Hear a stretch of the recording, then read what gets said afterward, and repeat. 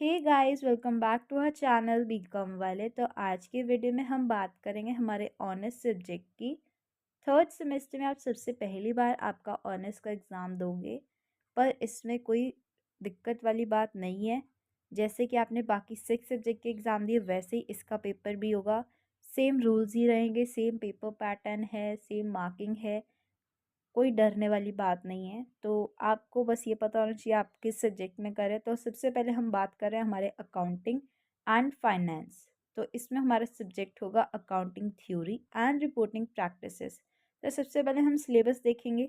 सबसे पहले यूनिट 1 में history and development of accounting, nature and uses of accounting, traditional approaches to formulation of an accounting theory, regulatory approaches to and formulation of an accounting theory, the events, behavioral and human information processing approach। तो unit 1 में बहुत थोड़ा syllabus है, जैसे आप देख सकते हो। यूनिट 2 में आएगा the predictive and positive approaches और to formulation of accounting theory, conceptual framework for financial accounting and reporting, structure of accounting theory and its alternative assets valuation and income determination models। तो syllabus आप देख ही सकते हैं कितना थोड़ा दिया गया। लेकिन जब हम पढ़ने बैठते हैं तो हमारे सामने कुछ और ही सिलेबस खुल के आता है और हमारे चैप्टर्स भी बढ़ जाते हैं और हमारा सिलेबस भी बढ़ जाता है। पर ऐसी टेंशन आपने नहीं लेनी। तो हम एक बार क्वेश्चन पेपर देखते हैं कि पहले कैसे क्वेश्चन पेपर्स आए हैं। तो हम 2023 का ही देखते हैं सबसे पहले। तो जैसे कि आप देख सकते हैं कि आपने सेक्शन ए में 4 क्वेश्चंस अटेम्प्ट करने हैं आउट ऑफ 6। 5 मार्क्स के रहेंगे ये। सेक्शन बी और सेक्शन सी में आपने 2 क्वेश्चंस करने हैं आउट ऑफ 4, तो ये 15 मार्क्स ईच रहेंगे। ठीक है। तो सबसे पहले हम सेक्शन ए में क्वेश्चंस देखते हैं। तो कंसेप्ट पूछा गया आपसे कॉस्ट का, डिफरेंट अप्रोचेस अकाउंटिंग थ्योरी के, short note on international finance reporting standards, asset की वैल्यूएशन पूछा गया है, एचआरए और एसेट एंड लाइबिलिटी से क्या मीनिंग है ये पूछा गया है। तो इसमें से अगर आपने +2 तक भी अकाउंट्स अच्छे से किए हैं तो आप HRA, asset valuation, what is asset and liability और different approaches of accounting theory और कॉस्ट कंसेप्ट, चारों के बहुत आसानी से जवाब दे सकते हैं। ठीक है।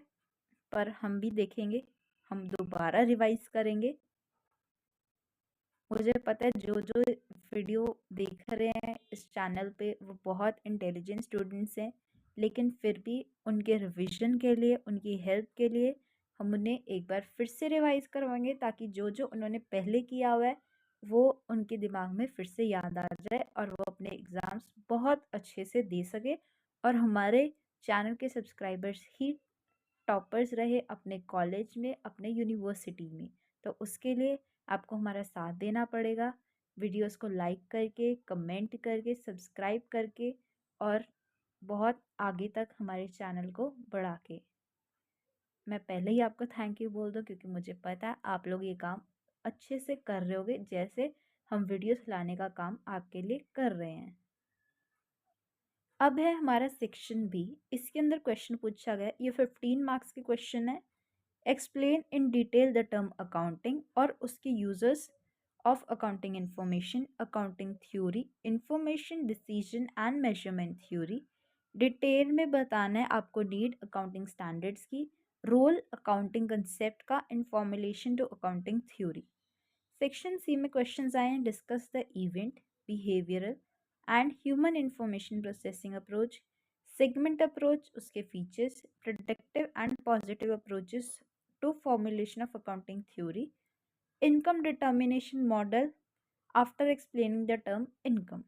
तो कितना इजी पेपर लग रहा होगा ना, वैसे कि छोटा सा पेपर है, लेकिन बहुत डिटेल में करना पड़ेगा आपको, मेहनत तो करनी पड़ेगी, तभी एग्ज़ाम में मार्क्स आएंगे।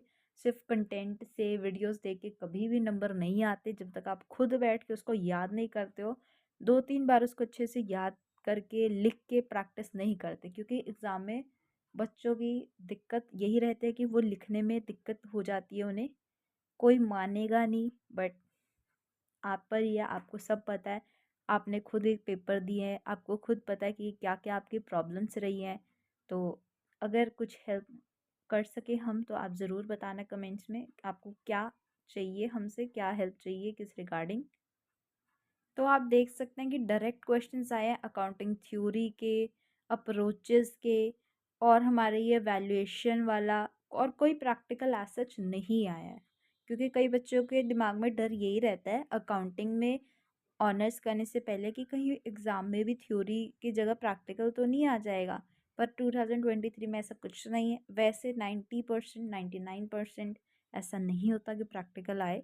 मैं आपको 2022 का और 2021 का भी पेपर एक बार दिखा देती हूँ, आपको थोड़ी और एश्योरिटी रहेगी। और बहुत आसान है, कोई प्रैक्टिकल का रोल ही नहीं है। आप ऑलरेडी प्रैक्टिकल सब्जेक्ट कर चुके हो। सेमेस्टर 4 में और प्रैक्टिकल्स आने हैं, तो सेकेंड ईयर फर्स्ट और थर्ड ईयर से थोड़ा सा ज़्यादा मुश्किल रहता है। तो अगर आपके नंबर थोड़े ऊपर नीचे हो जाएं तो टेंशन नहीं करना। और ये ज़रूर बताना कि आपके कितने मार्क्स आए फर्स्ट सेमेस्टर, सेकेंड सेमेस्टर और टोटल। तो आप देख सकते हैं 2022 का पेपर है। ये कोड होता है, आपको उसकी टेंशन नहीं लेनी, फॉर्मेट सेम ही है। लिमिटेशंस पूछी हैं अकाउंटिंग की, अकाउंटिंग थ्योरी पूछी है, उसके एडवांटेजेस पूछे हैं लर्निंग अकाउंटिंग थ्योरी के, ऑब्जेक्टिव्स पूछे फाइनेंशियल स्टेटमेंट्स के, फीचर्स लाइबिलिटी के, standard setting process of IASB, और how will you treat goodwill arising on amalgamation. तो जो पहले आपने किया वही है, बस एक रिविजन की ज़रूरत है। लेकिन वो आपको बहुत अच्छे से करने, तभी आप पेपर में अच्छे से अटेंड कर पाओगे। क्योंकि जो टॉपर्स की आंसर शीट होती है और जो नॉर्मल स्टूडेंट की आंसर शीट होता है उसमें बहुत थोड़ा फ़र्क होता है। सेकेंड ईयर तक आते आते सबको पता लग जाता है कि हमने शीट्स भरनी है, हमने हेडिंग्स ही याद करनी है। लेकिन जो हेडिंग्स है, जो पेपर की प्रेजेंटेशन है, वो कुछ की ही डिफरेंट होती है और उनको फिर पता ही है कितने मार्क्स मिलते हैं। और जो सिर्फ ऐसे ही भर देते हैं कि चलो जी बस शीटें ही तो भरनी है, कुछ भी भर दो, तो उनको भी पता होगा कि उनके नंबर कितने आते हैं। हमेशा स्मार्ट स्टडी की जानी चाहिए। बात वही है, पढ़ते सब है पर नंबर सबके नहीं आते। क्योंकि आपने देखा भी होगा कई बच्चे होंगे जो बहुत पढ़ते हैं, पेपर में बहुत अच्छा उनका होता है कि इन्होंने ही टॉप करना है, इनके ही सबसे ज़्यादा नंबर आने हैं। लेकिन कुछ नंबरों से वो बहुत पीछे चले जाते हैं। तो वो ऐसा क्यों होता है आप जानते हैं? हमारे चैनल के स्टूडेंट्स को सिर्फ थियोरिटिकल नहीं नॉलेज होनी चाहिए पेपर के, पेपर कैसा है, किस सब्जेक्ट में क्या है, ये हमारे क्या आगे काम आएगा, आपको हर चीज़ पता होनी चाहिए। तो अगर आप चाहते हैं कि हर टॉपिक रिलेटेड वीडियोस आए, किस टॉपिक पे पर्टिकुलरली आपको वीडियो चाहिए, तो इसके लिए आपको कमेंट करके हमें भी बताना होगा, ताकि हम उस रिलेटेड ज़्यादा मेहनत करें उन टॉपिक्स पे। तो सेक्शन बी में भी यही है, accounting forms and individual part of formation of accounting theory. Accounting theory पूछा और उसके ऑब्जेक्टिव पूछे हैं। फर्स्ट क्वेश्चन और सेकंड क्वेश्चन वैसे सेम ही है, बस सेकंड में डिफरेंशिएट आ गया। तो ये ना, वैसे सारा पेपर ही यूजुअली सेम होता है। कई लोग बोल देंगे कि हम ना सिर्फ एक ही चैप्टर के पॉइंट्स याद करके जाएंगे, पूरे पेपर में वही लिख के आएंगे। आपने ऐसा नहीं करना। अकाउंटिंग थ्योरी कुछ और होता है, अकाउंटिंग प्रैक्टिसेस कुछ और होता है। किसी में अगर ये बोलेंगे ना कि इसमें प्रैक्टिकल होता है, सेकंड में बोलेंगे प्रैक्टिकल किस चीज़ में होता है, तो आपको वो पता होना चाहिए। आपने ऐसे नहीं करना कि कुछ भी लिखा हो। एक होता है लिटरली कुछ भी लिख के आना, क्योंकि हमने भी देखा है आंसर शीट्स कुछ बच्चों की, वो लिटरली कुछ भी लिखते हैं जिनके ज़ीरो सेंस होते हैं, इस करके उनके नंबर ज़्यादा कट जाते हैं।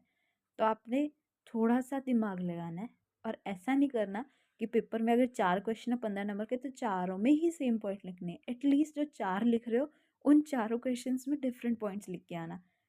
आई नो, चलो एक दो पॉइंट्स, जैसे हम अगर मैनेजमेंट में बात करें तो उसके अंदर हमारे जैसे कोई technology related, AI, brand management, block management, तो ब्लॉकचेन टेक्नोलॉजी, ठीक है, इंटरनेट ऑफ थिंग्स, तो वो कॉमन हो सकती हैं। लेकिन अकाउंटिंग में भी आप कुछ में डाल सकते हो, लेकिन सब पॉइंट सेम नहीं होने चाहिए। दो या मैक्सिमम तीन चार, इससे ज़्यादा पॉइंट्स अगर आप 15 क्वेश्चन में ऐसे करोगे ना, 15 नंबर वाले में, आपको गड़बड़ हो जाएगी। तो मेरिट्स डीमेरिट्स पूछे हैं स्टैंडर्ड सेटिंग के, by public and private sector.